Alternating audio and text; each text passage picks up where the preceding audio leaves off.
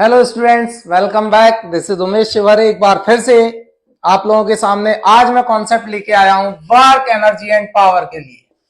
Work energy and power आपको पता होना चाहिए वर्क क्या है। हम सबसे पहले वर्क के बारे में बात करेंगे। What is work?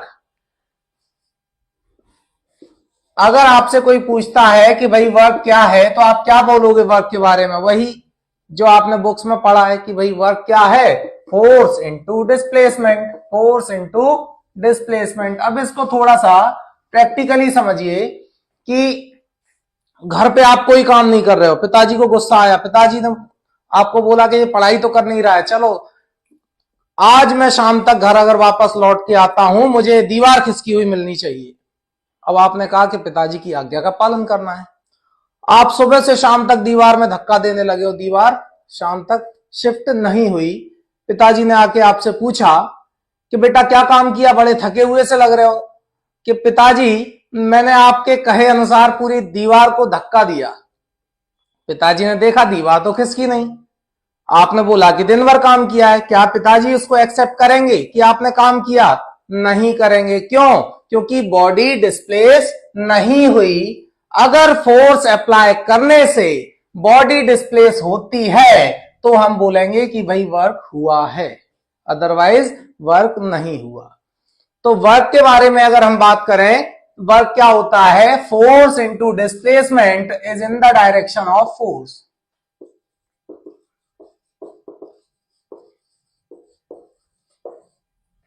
तो W is equal to, suppose F work force apply किया, F फोर्स अप्लाई करने से बॉडी में D डिस्प्लेसमेंट हो रहा है वर्क फोर्स की डायरेक्शन में, तो हमारा वर्क हो जाएगा F इंटू डी। सपोज ये हमारी कोई बॉडी है, इस बॉडी पर मैंने F फोर्स अप्लाई किया, F फोर्स अप्लाई करने से बॉडी में जो डिस्प्लेसमेंट यहां से बॉडी यहां आ गई, तो जो डिस्प्लेसमेंट हुआ है वो कितना हुआ है? D। तो हमने बोल दिया कि भाई फोर्स की डायरेक्शन में डिस्प्लेसमेंट हो रहा है तो यहां पर वर्क हो जाएगा F into D. Suppose body जो डिस्प्लेस हो रही है वो makes an angle theta with the direction of force, then what will be the work? तो हम बोलेंगे कि भाई वर्क क्या होगा अगर डिस्प्लेसमेंट जो है फोर्स की डायरेक्शन से थीटा एंगल बना रहा है, तो हमारा वर्क क्या होगा? हमें पता है अगर कोई वेरिएबल इंक्लाइंड, अगर कोई फोर्स या डिस्प्लेसमेंट इंक्लाइंड होता है तो इंक्लाइंड जब भी कोई चीज होगी उसको दो कंपोनेंट में रिजॉल्व किया जाता है, एक हॉरिजॉन्टल कंपोनेंट और एक वर्टिकल कंपोनेंट। और जिस साइड एंगल बनता है वो कंपोनेंट हमारा होता है कॉस। तो डिस्प्लेसमेंट का डी का थीटा की साइड जो कंपोनेंट होगा वो डी कॉस थीटा होगा, और जिस साइड एंगल नहीं होगा वो कंपोनेंट होगा डी साइन थीटा। तो ऐसी कंडीशन में हमारा वर्क क्या होगा? मैंने बोला वर्क होता है भाई फोर्स, तो फोर्स F इनटू, इनटू क्या है? डिस्प्लेसमेंट। किस डायरेक्शन में? Is in the direction of force.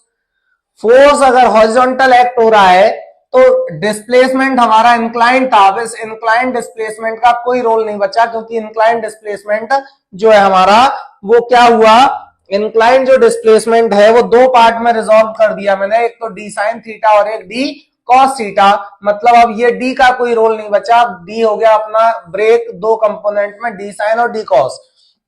अब फोर्स हमारा F एक्ट हो रहा है, फोर्स की डायरेक्शन में दोनों में से कौन सा डिस्प्लेसमेंट है? D cos D sine theta force के परपेंडिकुलर है, बट फोर्स की डायरेक्शन में अगर कोई डिस्प्लेसमेंट है तो वो है डी कॉस थीटा, इसी डायरेक्शन में। तो हमारा जो वर्क होगा वो होता है फोर्स इनटू डिस्प्लेसमेंट। अब डिस्प्लेसमेंट किधर? Direction of force, is in the direction of force. Force की डायरेक्शन में डिस्प्लेसमेंट डी कॉस थीटा है, तो वर्क हो जाएगा F D cos theta. Work क्या हो जाएगा? F D cos theta. तो एक्चुअल फॉर्मूला वर्क का क्या होगा? F D cos theta. हमारा वर्क है वो डिस्प्लेसमेंट पे तो डिपेंड करेगा ही, और साथ में एंगल पर भी डिपेंड करेगा। डिस्प्लेसमेंट जीरो होने से भी वर्क जीरो होगा, साथ में एंगल पर भी डिपेंड करेगा। अगर एंगल जीरो होता है तो ये कॉस जीरो हो जाएगा, और कॉस जीरो की वैल्यू 1 होती है तो फोर्स इंटू डिस्प्लेसमेंट आ जाएगा। अगर ये एंगल 90 डिग्री होता है तो cos 90 जीरो होने से भी वर्क जीरो हो जाएगा। तो इसका मतलब ये जो वर्क है वो फोर्स, डिस्प्लेसमेंट और एंगल, इन तीन चीजों पे डिपेंड करता है, डायरेक्शन, डिस्प्लेसमेंट और फोर्स।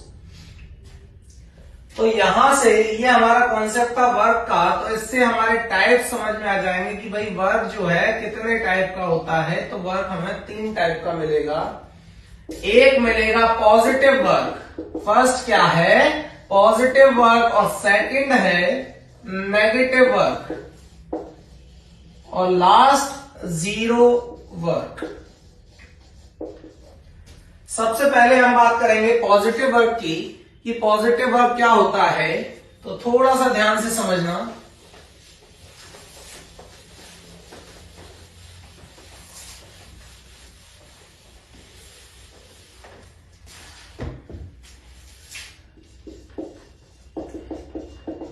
पॉजिटिव वर्क, हमें वर्क का फॉर्मूला मिला force into displacement cos theta. Suppose ये हमारी बॉडी है, इस डायरेक्शन में मैंने फोर्स अप्लाई किया, फोर्स की डायरेक्शन हॉरिजॉन्टल है, ये डायरेक्शन आपकी परपेंडिकुलर है, फोर्स इस डायरेक्शन में एक्ट हो रहा है। सपोज फोर्स अप्लाई करने से बॉडी में जो डिस्प्लेसमेंट हो रहा है वो इस एरिया में हो, मतलब बॉडी इधर जा सकती हो, इधर जा सकती हो, इधर जा सकती हो और इधर जा सकती हो। मतलब इस डायरेक्शन में बॉडी कहीं भी जाए तो आपका जो वर्क होगा वो कैसा होगा, पॉजिटिव। इसका मतलब अगर इस डायरेक्शन में जा रही है, 90 को छोड़ दें तो 90 के इधर कहीं भी जा सकती है बॉडी। तो इस क्वाड्रेंट में अगर बॉडी जाएगी तो आपका जो वर्क होगा वो पॉजिटिव होगा, और इस क्वाड्रेंट में जब बॉडी जाएगी तो उसमें एंगल कितना बनेगा, 90 डिग्री से कम एंगल होना चाहिए। तो ये फोर्स अप्लाई करने से बॉडी में जो डिस्प्लेसमेंट हो रहा है, तो हम बोले या तो फोर्स की डायरेक्शन में हो या फिर angle between force and displacement वो कैसा होना चाहिए, एक्यूट एंगल होना चाहिए। Acute means below 90 degree. तो हमारा जो वर्क होगा वो कैसा होगा, पॉजिटिव होगा। नेगेटिव वर्क कौन सा होगा, फोर्स इस डायरेक्शन में अप्लाई किया और डिस्प्लेसमेंट किधर होना है, अपोजिट होना है। Opposite in the sense force के अपोजिट, इस डायरेक्शन में भी हो सकता है और 90 डिग्री से इधर हो सकता है। 90 डिग्री से देखिए 90 से कम इसमें था पॉजिटिव में, और 90 से ज्यादा होगा किसमें, नेगेटिव में। मतलब इसमें एंगल होना चाहिए ऑब्ट्यूज। जब 90 से ज्यादा होगा, इस डायरेक्शन से ज्यादा होगा एंगल, तो बॉडी वापस इधर ही आएगी, जिधर से फोर्स लगा रहे हैं उसी डायरेक्शन में वापस आएगी। तो जो आपका वर्क हो जाएगा वो कौन सा होगा, नेगेटिव होगा। क्यों, क्योंकि सपोज अगर फोर्स इधर अप्लाई किया और डायरेक्शन अपोजिट हो गई, एंगल 180 डिग्री 90 से ज्यादा है, अगर 180 बनता है, cos 180 की वैल्यू -1 होती है। कितनी होती है, -1। तो -1 का एफ और डी से मल्टीप्लाई करने से वैल्यू कैसी आएगी, नेगेटिव आएगी। तो याद रखना कॉस में 90 डिग्री से ज्यादा वैल्यू जो लेते हैं वो हमेशा नेगेटिव होती है। तो वर्क हमारा कैसा हो जाएगा, नेगेटिव हो जाएगा। कब, जब angle between force and displacement कैसा हो, ऑब्ट्यूज हो। समझ आया। अब थर्ड हम बात करें जीरो वर्क की। जीरो वर्क कौन सा होगा, आपको समझ आ गया होगा। या तो डिस्प्लेसमेंट जीरो होना चाहिए तो फोर्स तो आपका वर्क जीरो हो जाएगा एफ डी कॉस थीटा से। दूसरा, एंगल अगर 90 डिग्री होता है, फोर्स अप्लाई करने से डिस्प्लेसमेंट परपेंडिकुलर होता है, 90 डिग्री पर होगा डिस्प्लेसमेंट, तो एफ डी कॉस थीटा की जगह 90 और कॉस 90 जीरो होता है, और जो जीरो से टकराएगा वो खुद भी जीरो हो जाएगा। तो वर्क आपका कितना हो जाएगा, जीरो हो जाएगा। तो जीरो वर्क समझ आया कब होगा, जब डिस्प्लेसमेंट जीरो हो या फिर डायरेक्शन परपेंडिकुलर हो। तो ध्यान देना, अगर मैं किसी टेबल पर फोर्स अप्लाई करने से उसको आगे की तरफ डिस्प्लेस करता हूं, तो फोर्स की डायरेक्शन में बॉडी अगर आगे जा रही है, वर्क आपका पॉजिटिव होगा। और सपोज मैंने टेबल तो आगे जा रही है, लेकिन फ्रिक्शन फोर्स जो होगा वो किधर होगा, अपोजिट होगा। तो फ्रिक्शन के अकॉर्डिंग अगर उसी वर्क को देखा जाए तो नेगेटिव होगा, क्योंकि बॉडी आगे जा रही है और फ्रिक्शन फोर्स पीछे आ रहा है। Both are in opposite direction, therefore work will be negative. अब हम बात करें, जैसे कुएं से पानी खींचा होगा, भाई गांव में जाते हैं अपन घूमने तो देखा होगा, कुएं से पानी जब खींचते हैं तो जो पानी को जब खींचा जा रहा है तो ग्रेविटेशनल फोर्स नीचे लगता है, लेकिन बाल्टी हमारी ऊपर आती है। डिस्प्लेसमेंट अपोजिट हो गया फोर्स के, इसका मतलब वर्क कैसा होगा, नेगेटिव। और अगर पानी को खींच रहे हैं हम फोर्स लगा के, तो फोर्स ऊपर लग रहा है हमारे द्वारा, अगर वर्क बोलेंगे तो पॉजिटिव होगा, क्योंकि फोर्स हम ऊपर लगा रहे हैं, बाल्टी भी ऊपर आ रही है, तो वर्क पॉजिटिव होगा। और ग्रेविटेशनल फोर्स से अगर अपन देखेंगे उसी काम को, तो वो नेगेटिव हो जाएगा। मतलब वर्क दो तरीके से ऑब्जर्व कर रहे हैं, एक तो एक्सटर्नल फोर्स के द्वारा, हमारे द्वारा, एक ग्रेविटेशनल फोर्स के द्वारा। और जीरो वर्क क्या होगा भाई, सपोज मैं अपने सिर पे रख के कोई चीज को, कोई हैवी ऑब्जेक्ट को सिर पे रख के मैं आगे चला जा रहा हूं, जैसे पुली चलते हैं। अब बॉडी ऊपर है, तो जो उसका वेट होगा, वेट भी एक फोर्स है, जो वेट होगा वो किधर एक्ट हो रहा है, वर्टिकली डाउनवर्ड, लेकिन पुली मूव किधर कर रहा है, आगे की तरफ।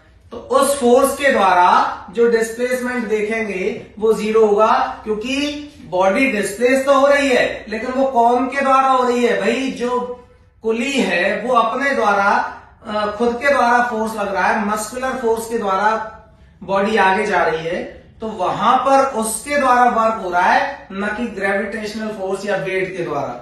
क्योंकि वेट वर्टिकली डाउनवर्ड है, तो उसके द्वारा अगर वर्क होता तो बॉडी नीचे घुसती जमीन में, लेकिन जा किधर रही है, फॉरवर्ड डायरेक्शन में आगे।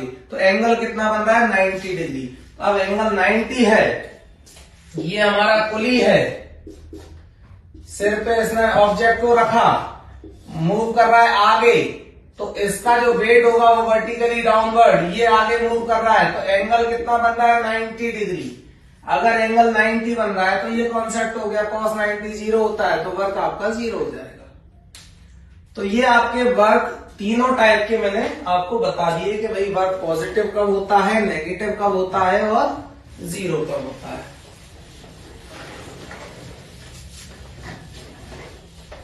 अब वर्क के बाद हम बात करेंगे एनर्जी की।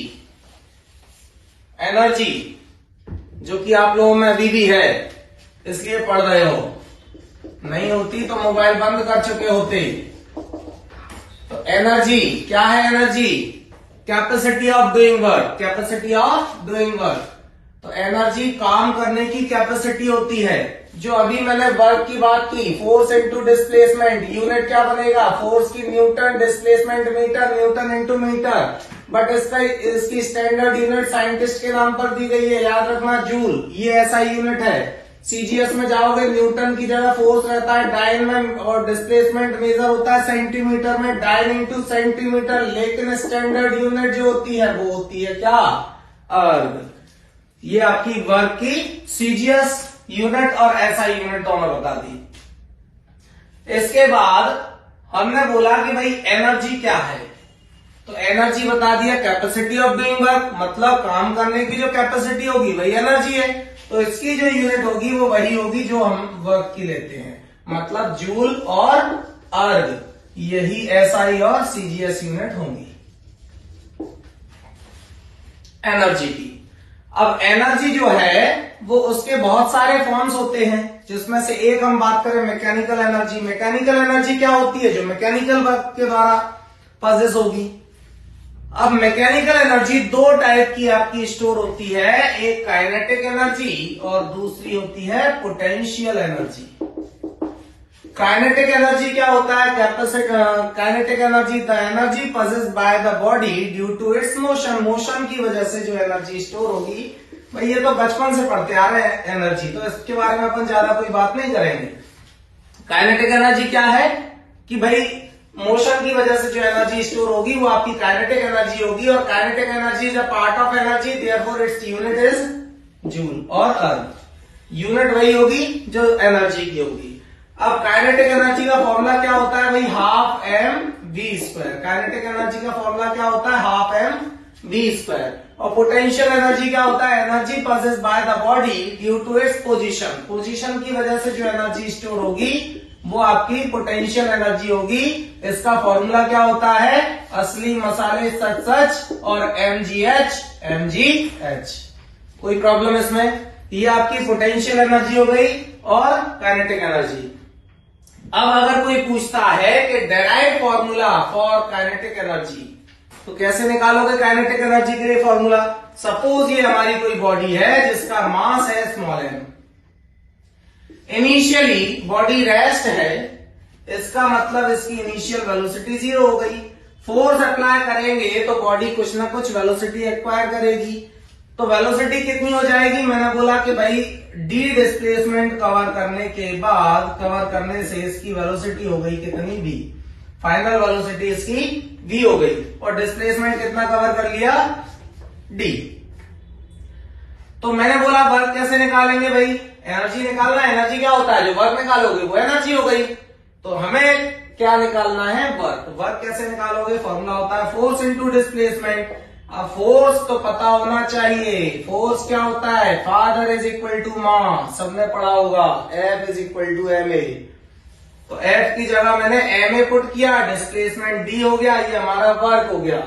इसको मैंने इक्वेशन दे दी फर्स्ट, मैंने बोला from third equation of motion. Third equation of motion पता होना चाहिए। थर्ड इक्वेशन क्या होती है, v square is equal to u square plus 2as। Final velocity v है तो मैंने v पुट किया, इनिशियल वेलोसिटी 0 है तो u की जगह 0 plus twice of acceleration. Displacement कितना है d, तो मैंने s की जगह d ले लिया, v स्क्वायर आ गया आपका 2ad। अगर मैं यहां से ad निकालता हूं तो 2 कहां जाएगा, डिवाइड में, तो ad is equal to v square by 2 from equation first equation में ad की वैल्यू पुट कर दो यहां पर ad की जगह। तो क्या हो जाएगा, जैसे ही इसमें इस ad की जगह वैल्यू पुट करोगे तो आपका वर्क आ जाएगा m, तो मैंने ऐसे ही रखा, और ad की वैल्यू v स्क्वायर बाय 2। मैंने क्या किया, 1/2 अलग किया, mv स्क्वायर बचा, और नीचे लिख देना this work done is stored in the form of kinetic energy. जब यही वर्क आपका काइनेटिक एनर्जी होगा तो हम क्या करेंगे, वर्क की जगह काइनेटिक एनर्जी क्या आ जाएगी, हाफ एम वी स्क्वायर। कोई प्रॉब्लम इसमें, समझ आया। तो भाई आज के लिए इतना ही काफी है। नेक्स्ट जो वीडियो होगी उसमें हम वर्क एनर्जी थ्योरम के बारे में आगे बात करेंगे। आज के लिए इतना ही काफी है। Thank you, good night.